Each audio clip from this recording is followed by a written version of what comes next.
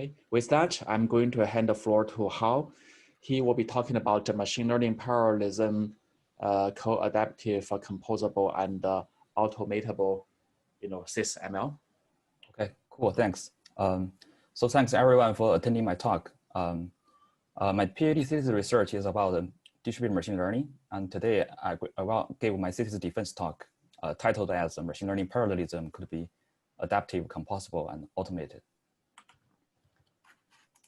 Okay, so we all know machine learning, and this slides give a application image classification where we have a set of images and we build a neural network using frameworks such as TensorFlow or PyTorch to classify them.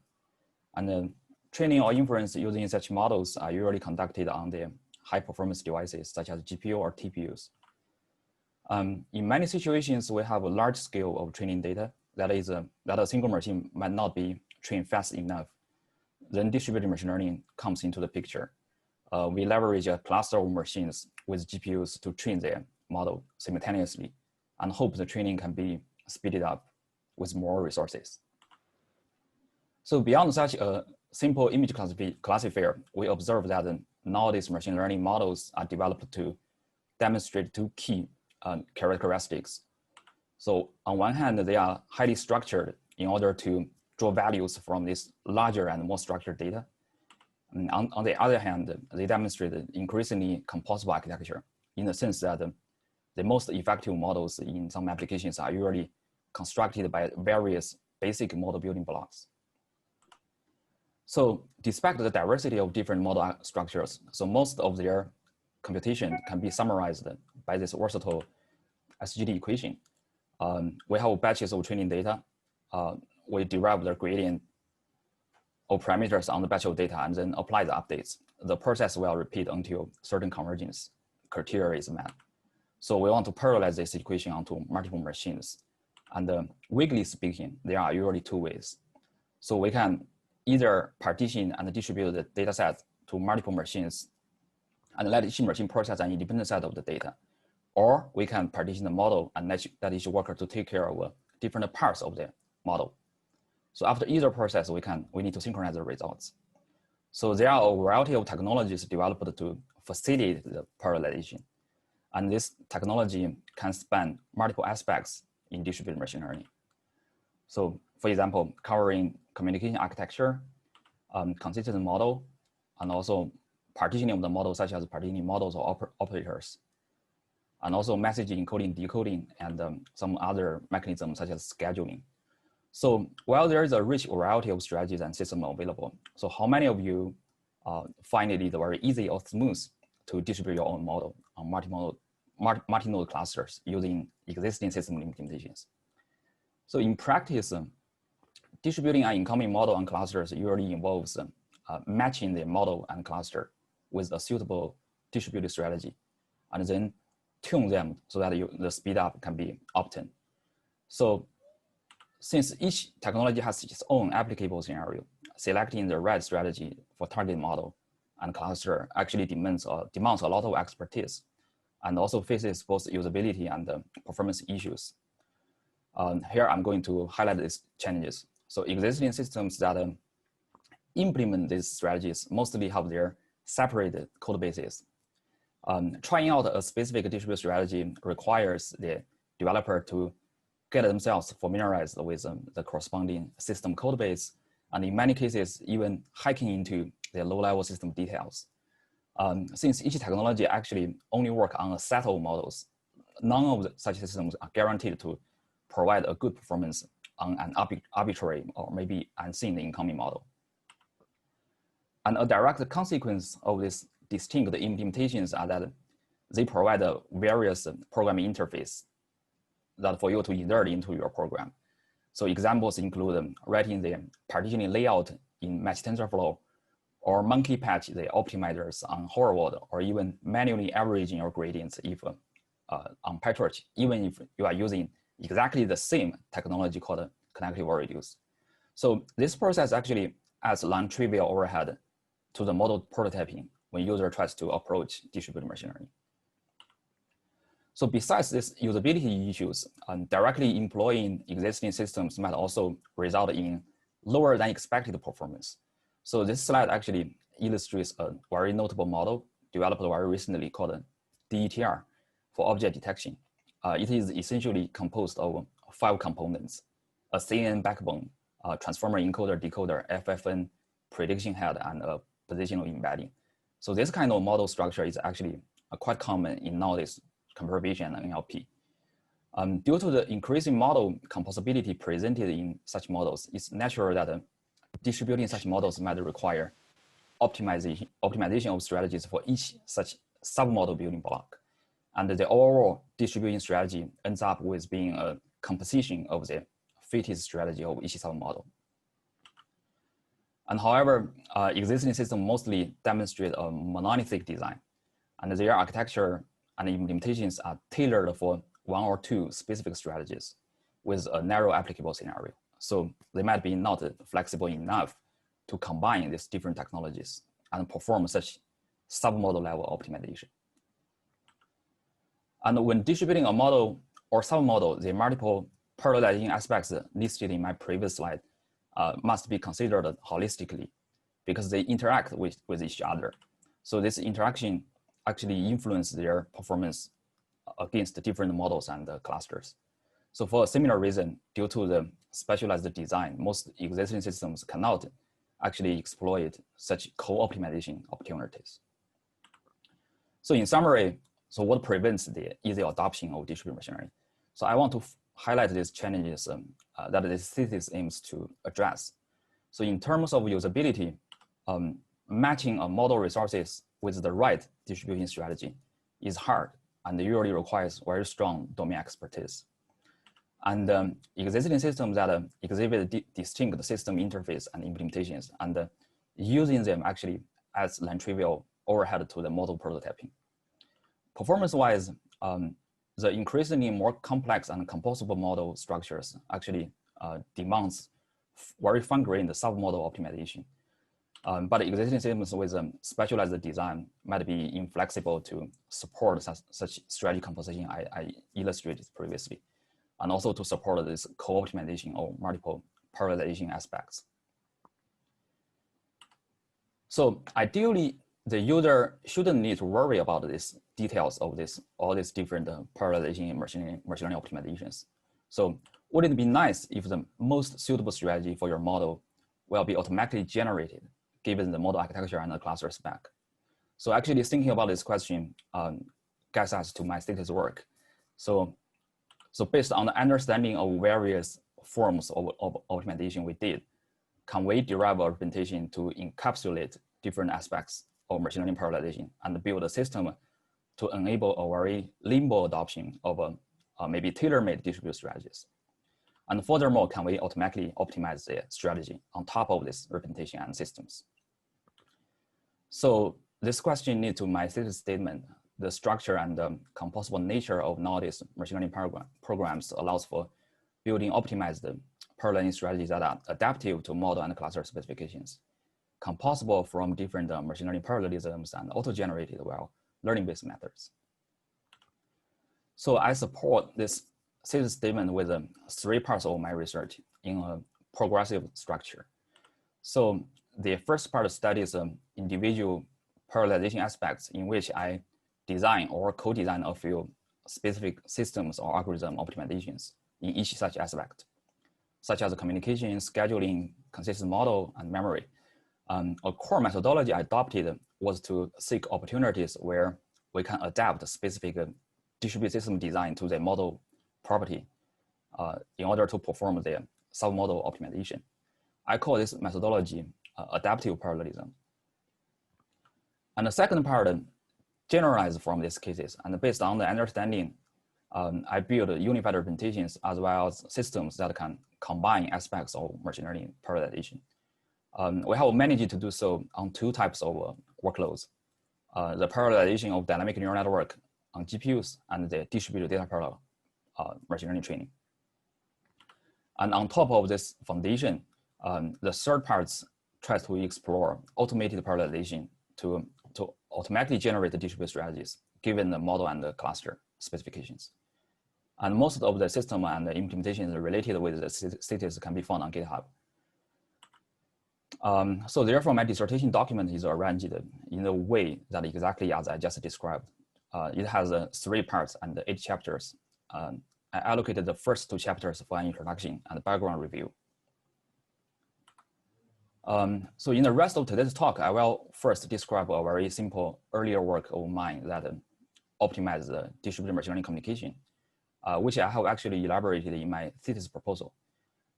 So I will allocate less time on this.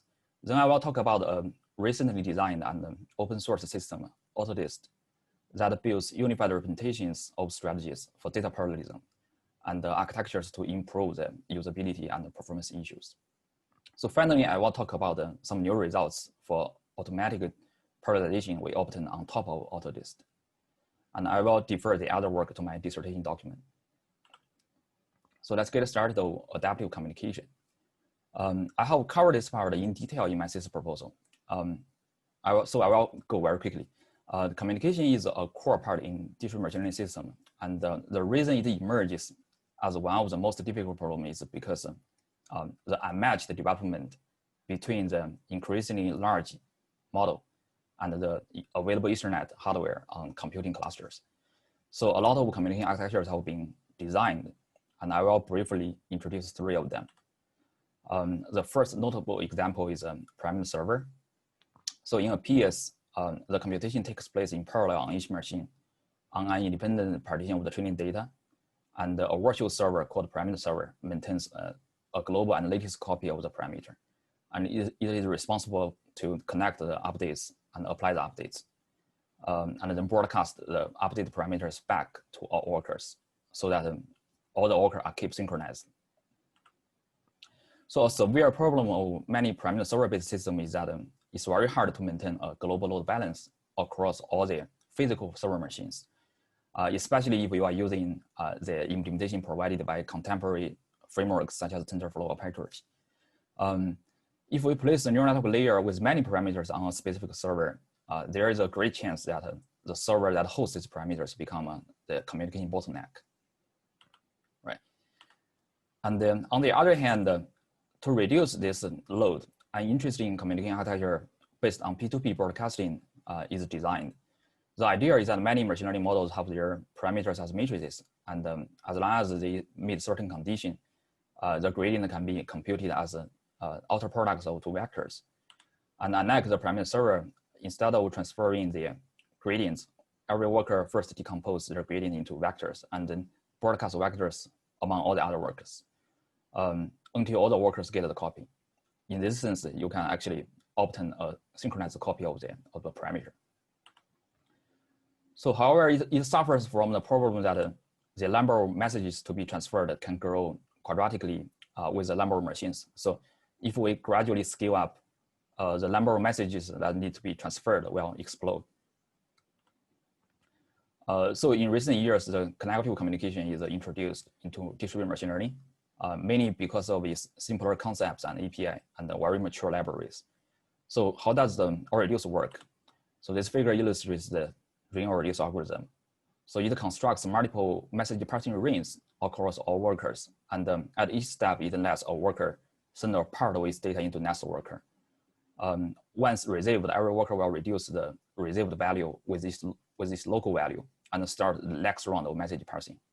After a few more rounds, all the worker will have a single copy of the reduced values. And a sparse version of ORReduce is called altogether.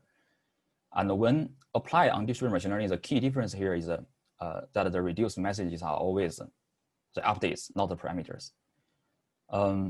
Actually, our ORReduce system has been very successful in recent years, and they have pushed the limit of training the very specific convolutional neural network called ResNet from days to hours and even minutes. And many have believed that it is the right system, and it has been because it's wide adoption. So is ORReduce altogether the answer to distributed machine learning communication? So consider a normal NLP model with an embedding component. And this embedding usually is in vocabulary size by embedding size, where the vocabulary size could be very large. For example, in collaborative filtering, it is usually in the order of millions. And in stochastic training of such models, only a few columns of word embeddings will be activated per mini batch. So only their gradients will be generated instead of the entire embedding matrix. So what will happen if we apply the OR to synchronize the gradients of each worker? So basically each worker will have to connect the gradients of embeddings generated on the other workers, even if that columns do not participate in the computation on this worker. So apparently this is unnecessary. So through a brief introduction of these three communication architectures, I want to show that the different communication architectures usually have their own applicable scenario. And to obtain a good communication performance, we might want more flexibility than existing system have provided. So one way to adapt the communication method based on specific model building blocks, and one way is that we adapt these methods based on the specific model building blocks. And this is actually what we call the submodel optimization. So the idea is very simple and intuitive. So given the model architecture, can we adaptively select the optimal communication architecture? So this is enabled by the nature that almost all DL models are constructed by different components, or say submodels. So for the convolution layer, in the CNNs, they have very intensive computation, but very few parameters. So placing them on parameter servers and balance the communication loads might be very easy.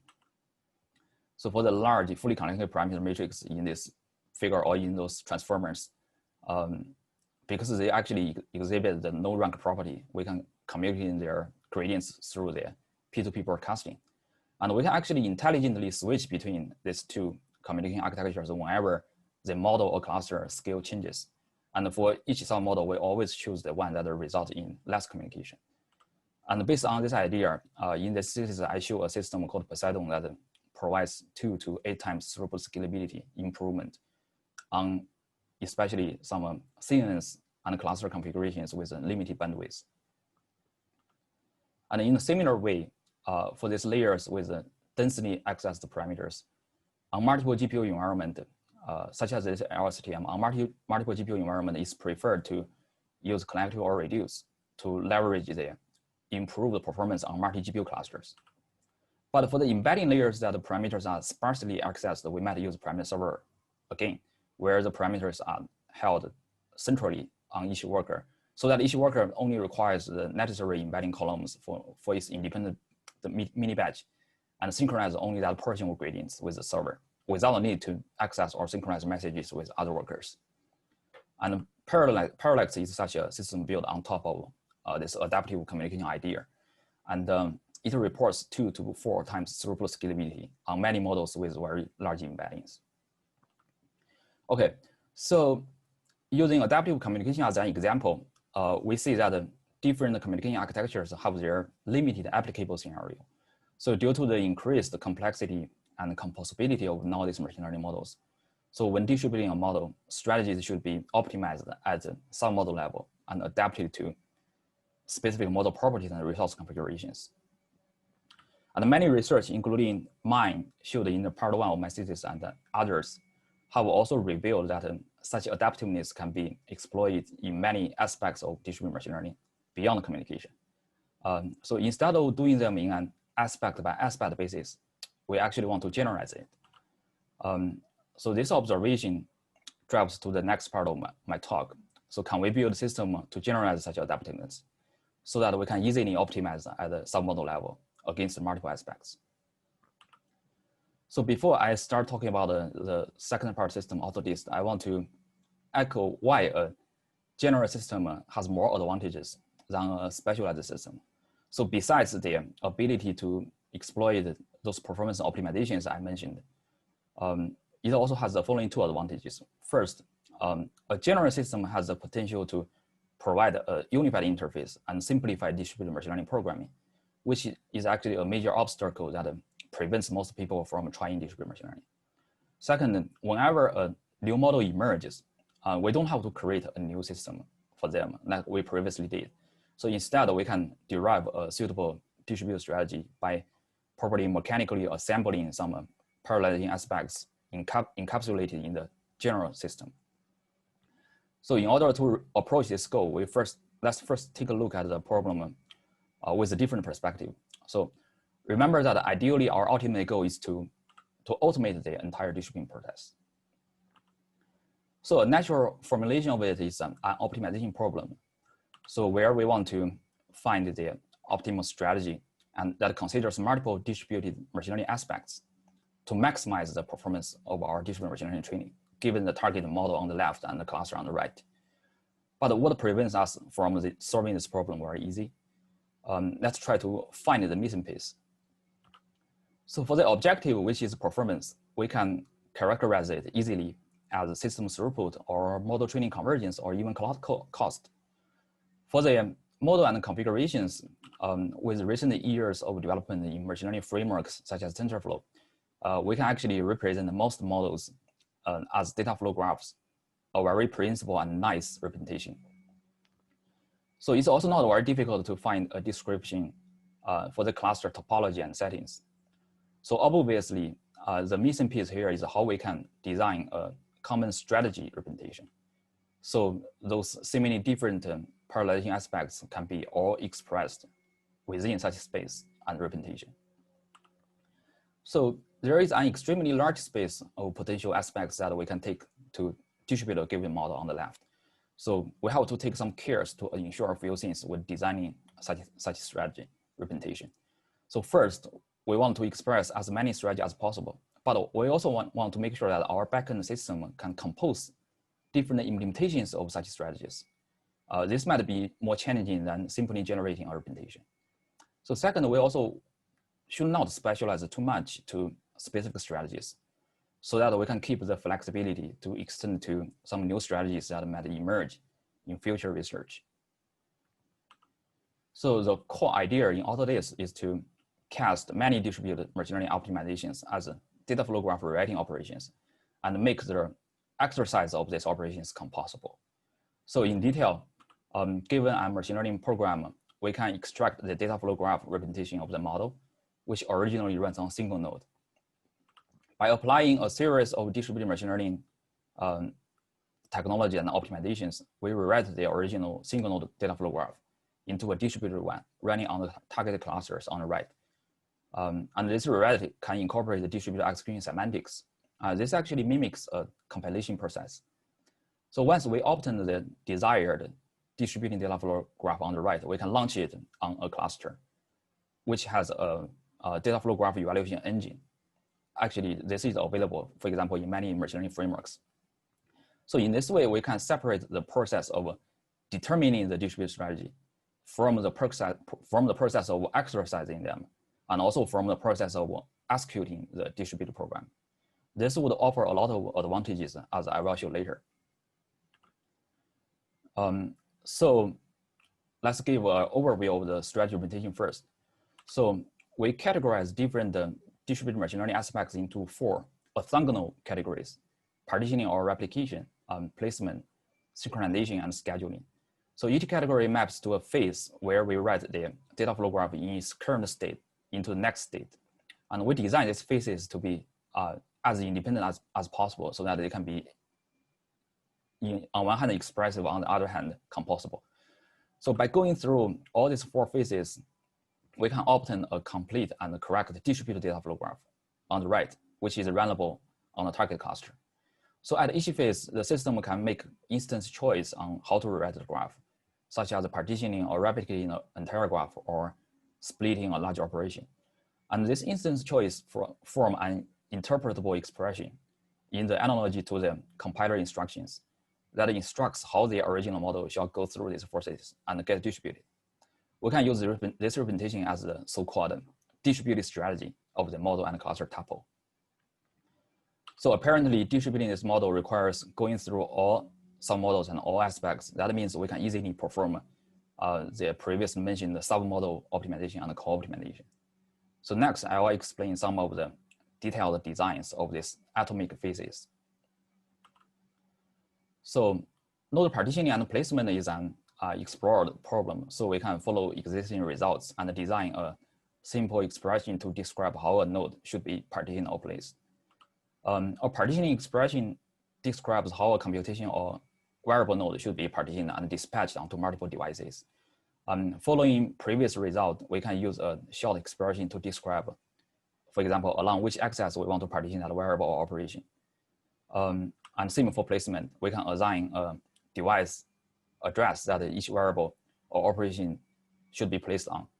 How to actually exercise this graph partitioning or placement operation need to be discussed in an operation by operation basis, so I will skip in my talk.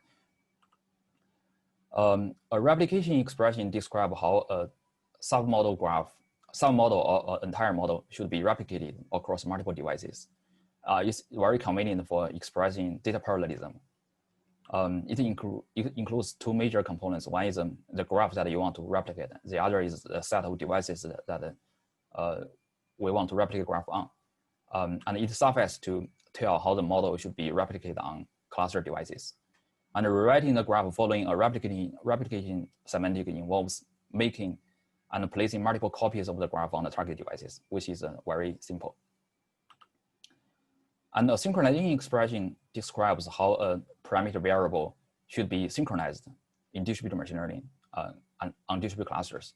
So it covers synchronizing architecture, some optional message encoding and decoding schemes, and also the synchronizer specific semantics such as stillness that controls the consistent model, and also the reduction destination or structure that we want to adopt for parameter store or for collective communication. And rewriting the graph following this expression actually involves adding or altering the specific nodes between shared variables to reflect such semantics. So with this, we can actually reassemble many strategies that are proposed in past systems, such as data parallelism-based systems, model parallelism-based systems, and some fancier ones that adopt a hybrid architecture. So actually with this representation, how to build the automated system is actually quite natural. I will use this slide to briefly introduce it. Autolist provides interface to extract data flow graph representation from a user's single node program. And together with the user provided result specification file, they are fed into the autolist. And from this point, a strategy builder acting like a compiler analyzes both the model and the result specification and generates a strategy expression. We can incorporate the different preference or even human knowledge into these strategy builders when generating strategy, which I will talk later. The strategy is then, once it is generated, it is passed to the graph transformer, which is the backend of autolist that is responsible for exercising the strategies. And this graph transformer contains a library of graph rewriting operations that map to the atomic semantics I just presented. We call them the autolist kernels. And according to the expression, they will actually do the graph rewriting at a per submodel basis, adding the necessary edges and altering the semantics in the original data flow graph. So after the transformed graph has been built, it will be launched on clusters. And that distributed graph will be executed by a distributed runtime. So I want to use this visual to contrast the workflow in Autolist with the workflow of existing systems. So basically in Autolist, we generate an explicit strategy for the model and resource pair, and then apply the strategy to transform the original single node user program into a distributed version. So for many systems, determining how to distribute is actually coupled with their system implementation, and is usually black box and cannot be chosen or switched unless you switch your system. And comparing to existing systems, this new workflow is also more transparent and allows tailor-made strategies. It also decouples the strategy itself from the low-level distributed system details. So with this new architecture, we cast the problem of distributing the model G on the target cluster R as generating a transparent, interpretable strategy expression we designed, shown on the right of the slides. Explicitly representing how the models are distributed using a very clear and serializable representation actually have an additional balance that is given a model and a resource tuple. Once that strategy is generated, we can save the strategy and it can be shared or transferred across users and different application scenario. So this slide actually give you a sense that how we designed the Autolist interface. incorporating it into the synchronous programming is made pretty easy. It involves adding some scope and use an autolist session instead of the original framework session. This is a TensorFlow program, by the way. So in autolist, the strategy of a model is generated by strategy builders, as I have elaborated. So which are strategy generating functions with expert knowledge or with user preference. So strategy builder can have many instantiations. In autolist, we have actually pre-built a few strategy builders that apply the existing optimization in specialized systems and generate the corresponding strategy expression. These strategy builders per benchmark report either equivalent or even better performance compared to those specialized systems if we use distributed TensorFlow as a runtime. And customizing a new strategy builder with some new optimization techniques in autolist is also made simpler compared to other systems. It can be done mostly via Python because we already provide a library graph writing operations. You just need to assemble this graph writing operations without needing to know the detailed system implementation of them. We hope that this can lower the barrier of using and programming distributed machine learning.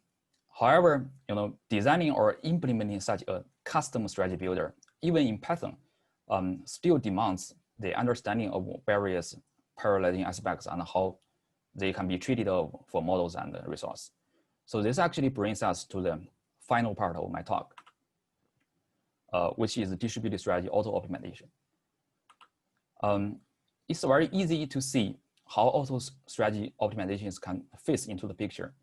So instead of using a pre-built strategy builder or manually customizing a strategy builder, what we can do is we replace this strategy builder with a so-called automatic strategy builder that takes model and results as input and outputs the suitable strategy. This will make the distributed machine learning much easier because it actually directly bypasses the needs of strong domain expertise in distributed machine learning. So implement such as auto strategy builder actually bring us back to solving this optimization problem. But this time, after some development, we actually have a strategy as an explicit expression here. So even so, solving this problem is still very difficult for the following reasons. First, the performance objective that we want to optimize is not easily characterizable. For example, how we can relate the training convergence with certain distributed machine learning optimizations. This is actually an open research problem. Second, the strategy representation is essentially a set of a discrete choice of parallelizing aspects. Many of them have an exponential number of choices. And also due to our strategy design, this space would also grow with the number of sub-model building blocks in the target model, and also grows with the size of a cluster. So alternatively, actually, let's try to simplify the optimization and approach a more trackable version of it.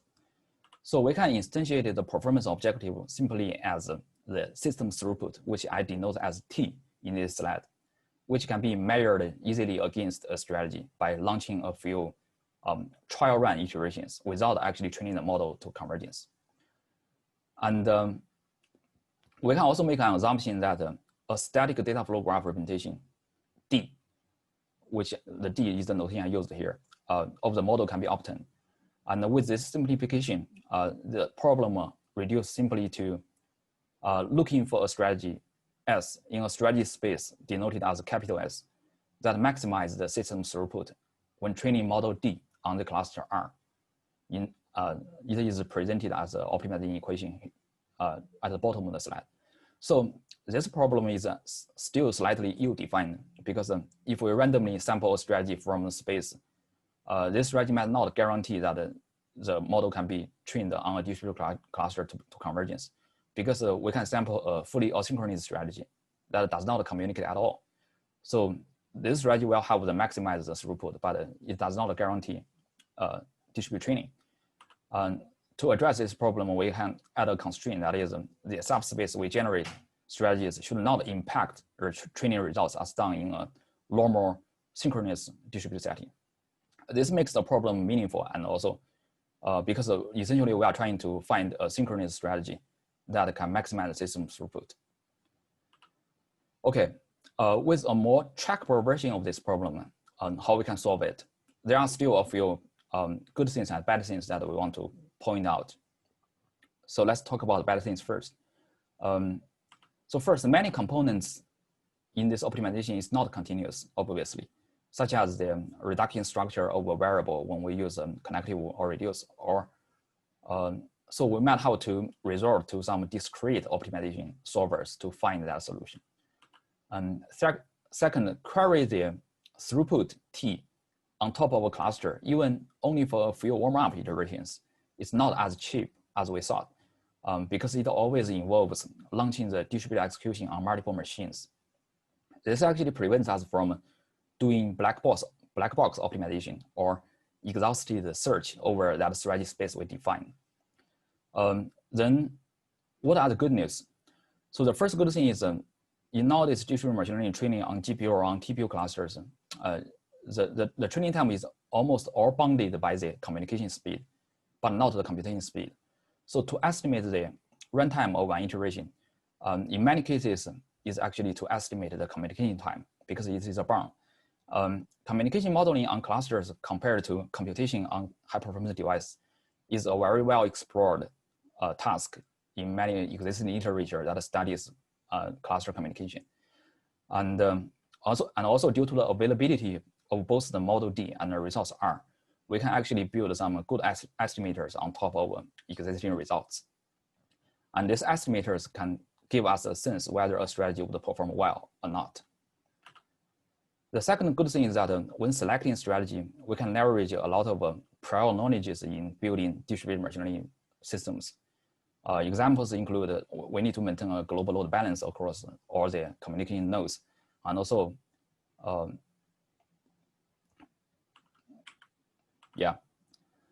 so based on these characteristics, we've actually built an optimizer to find those good strategies. And I will use this slide to illustrate the process. So given a model D and a cluster specification R, the optimizer first samples strategy proposals, but constrained by a few domain knowledge, such as we want to maintain global load balance, or we want to leverage some locality if a GPU is co-located with another GPU. For each proposal, we can extract some features, which I will explain later. We can then fit these features into an expert-designed communication model. This model is based on some principle of communication modeling, and it does not need training or tuning because we can directly estimate the communication time on cluster once we have that cluster information. So based on the assessment results, we either return the highest scored proposal directly, or if we are allocated resources or budget to perform a real execution, we can measure the true performance of certain proposals by launching real execution. So these measured results in return can be fed into another machine learning based model and to train that model. We call this model a machine learning based simulator.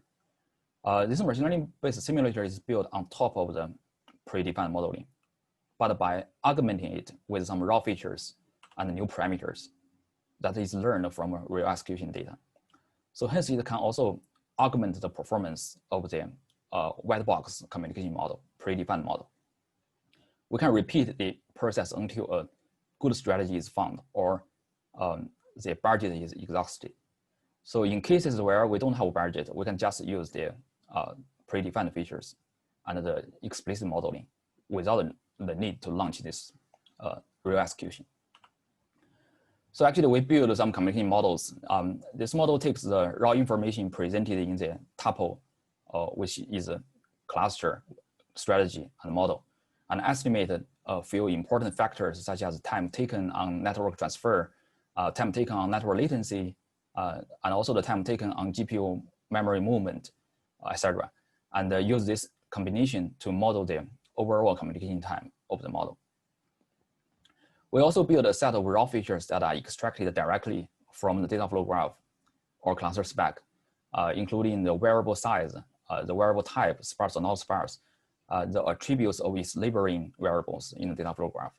And also, for example, the one-hot representation of the reducing structure we sampled from the space, and also the placement.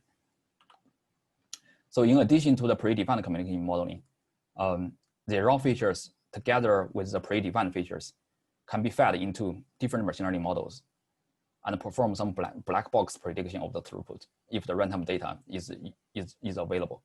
And we can train the simulators with some loss and use the prediction results to compare different strategy proposals. And we actually adopt some very sophisticated models, such as a bidirectional LSTM shown on the left of this picture, and also a gated attention network. And the reason we want to use this model is because they are able to additionally model their structures in that model data flow graph. So following this pipeline, we did a few experiments and revealed that we can find a strategy that is 1.1 to 1.6 times faster than specialized systems, such as BadPS or Horvath, or even those handwritten strategy builders that we built by ourselves on top of AutoList. And this performance actually holds for CNNs, transformers, RNNs, and some recommendation models using TensorFlow as a runtime. And the budget that it takes to find these strategies is acceptable. In most of the time, we need 200 trial runs, which equals to 10K warm-up iterations. Yeah, that's the main end-to-end optimization results. And also, we find a very interesting thing, that is the trained simulators, I mean, the strategy performance predictors can exhibit certain transferability. So what does that mean? So as I said, querying the throughput of a big model on a big cluster is usually very expensive. And if we want to connect more data to train a model accurately, this might be very expensive. But if we don't have a simulator, we cannot predict the performance of the strategies very accurately. So instead of directly train a simulator from scratch for a given big model and big cluster, we can consider in the following two cases. So case one, we can use a small neural network, which might be cheap to evaluate on clusters. And we can use it to connect many data to train a good simulator on this small model with a resource R. And hope this simulator can directly be used to infer for an unseen but big model, for example, BERT, that whether a strategy of it is good on the same cluster. So in this sense, we skip the simulator training on this big model, and we can reduce the cost, hopefully.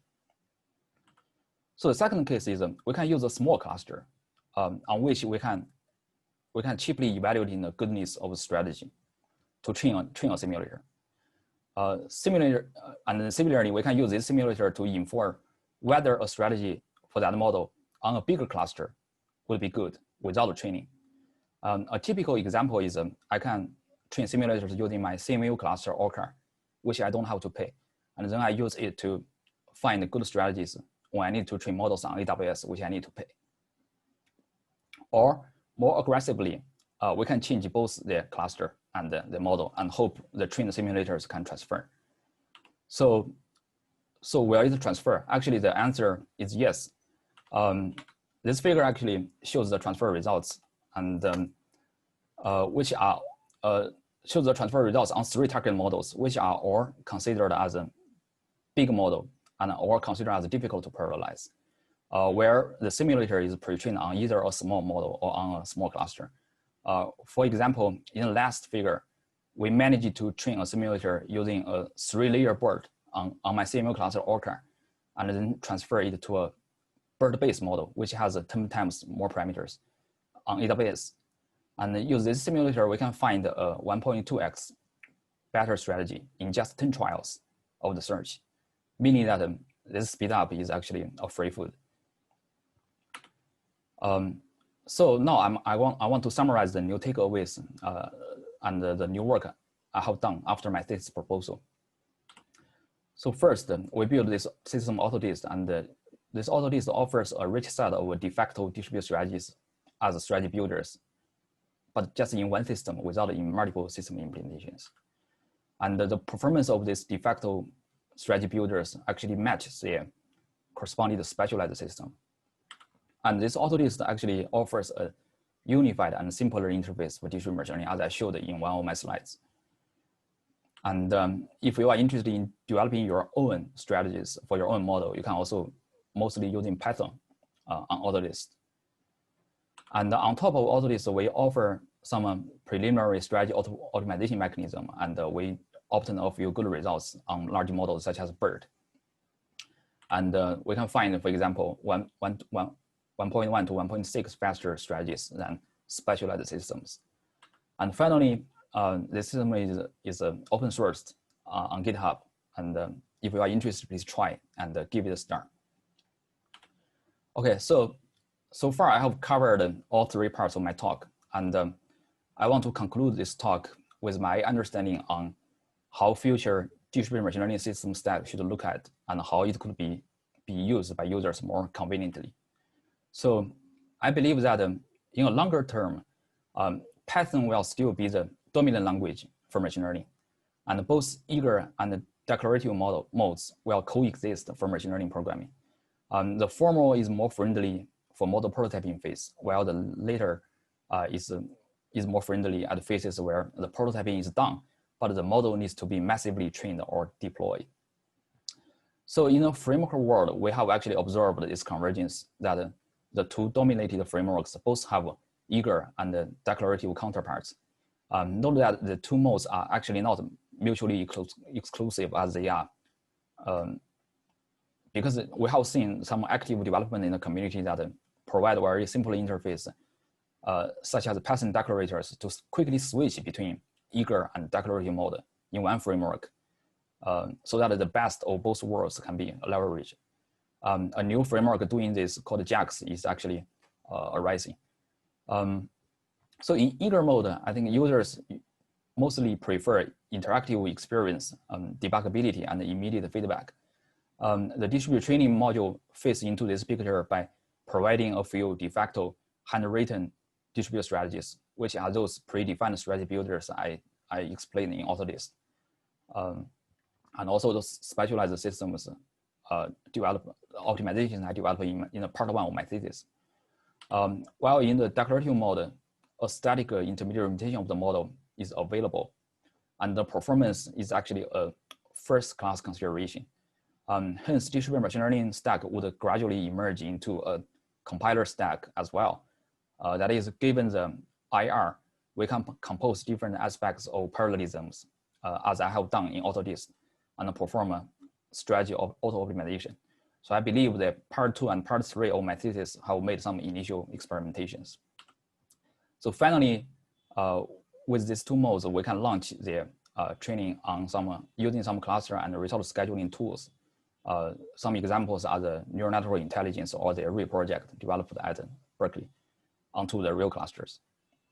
Okay, that actually concludes my talk. And finally, I want to acknowledge my advisor and my thesis committee for their pointers and suggestions on this thesis, and also many of my collaborators. Some of them are listed in this slide, but some are not.